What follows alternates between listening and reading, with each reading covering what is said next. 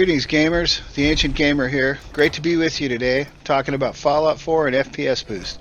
Remember to sub up for more content, and if you enjoyed this video, consider giving it a like. Maybe ring the bell for more.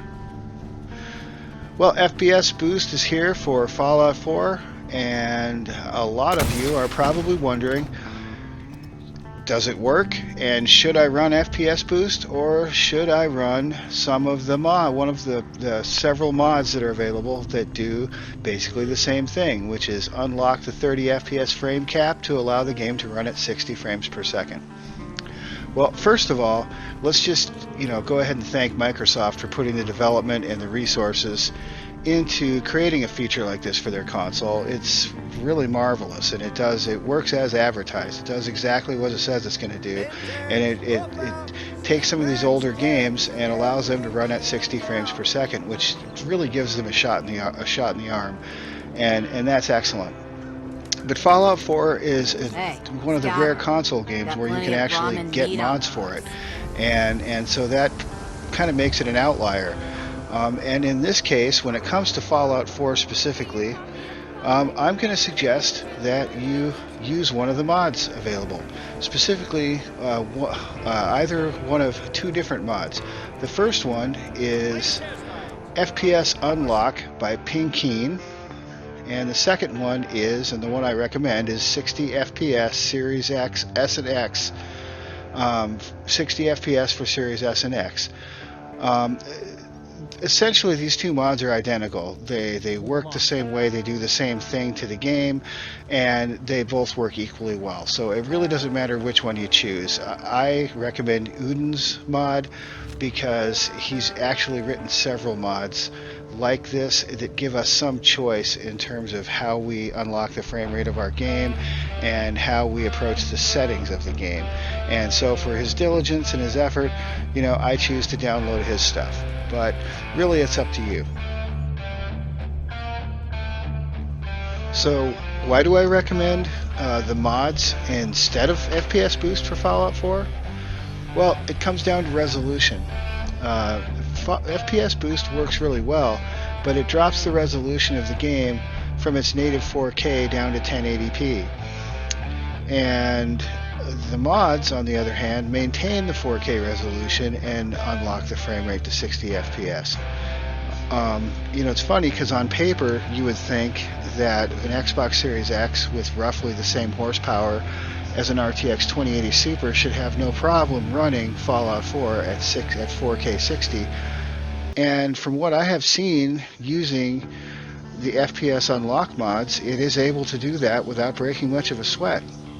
The game with these mods, it runs at 4K and it runs silky smooth.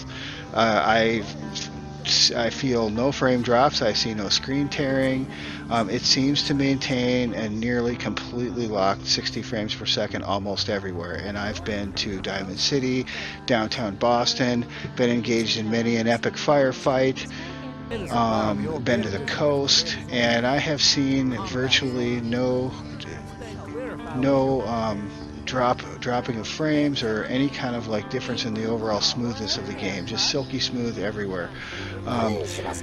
Now, Digital Foundry did do a video where they did a very precise measuring of the frames across the map, and they did find that with the FPS Unlock mods installed, the game will drop a frame. It will drop frames here and there, but mostly in the classic trouble areas for Fallout 4, like the Corvega plant or the Far Harbor DLC in the swampy, foggy areas, which is sort of to be expected. But even they found that for 95 to 98% of the game, it was a locked 60 FPS.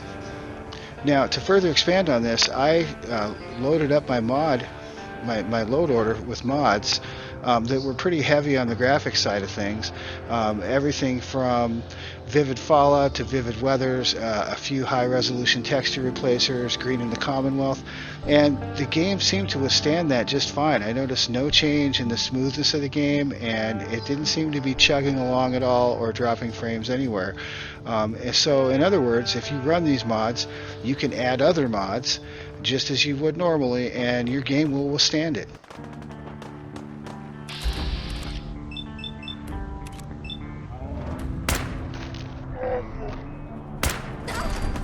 The next two mods I want to talk about are 60 FPS Series S and X Ultra settings and 60 FPS Series X Ultra Plus settings by Udin. These two mods also uncap the frame rate for Fallout 4, allowing the game to run at 60 FPS.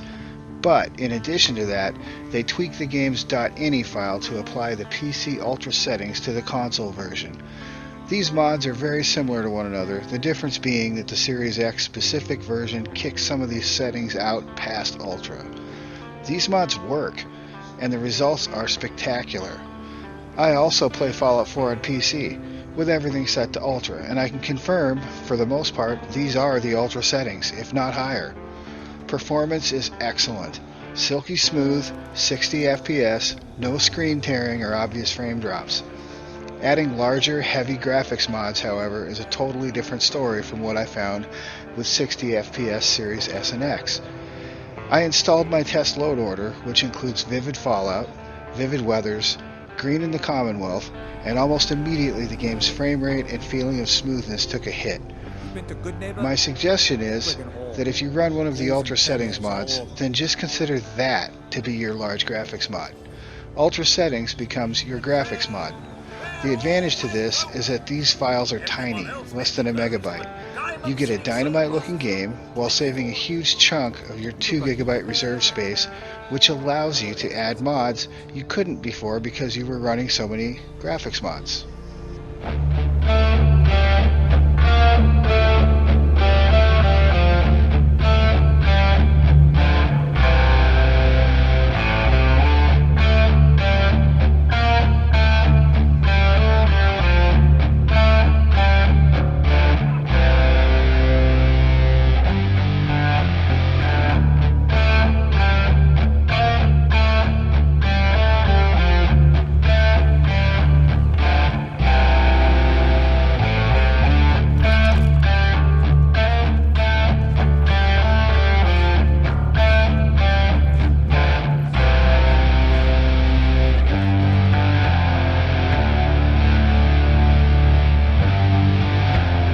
To sum it up, these are my takeaways and recommendations.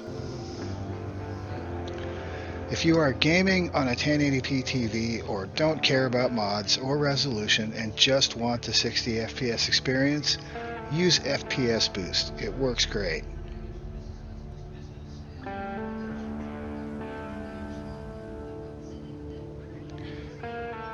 If you are playing on a 4K display and want 60 FPS with some headroom for graphics mods, use either FPS Unlock or 60 FPS for Series S and X.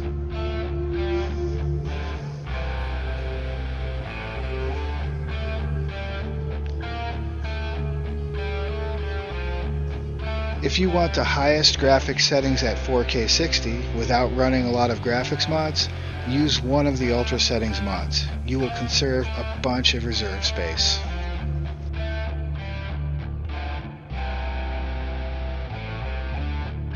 I hope this video shines a little light on the whole FPS boost versus the mods that do the same thing question.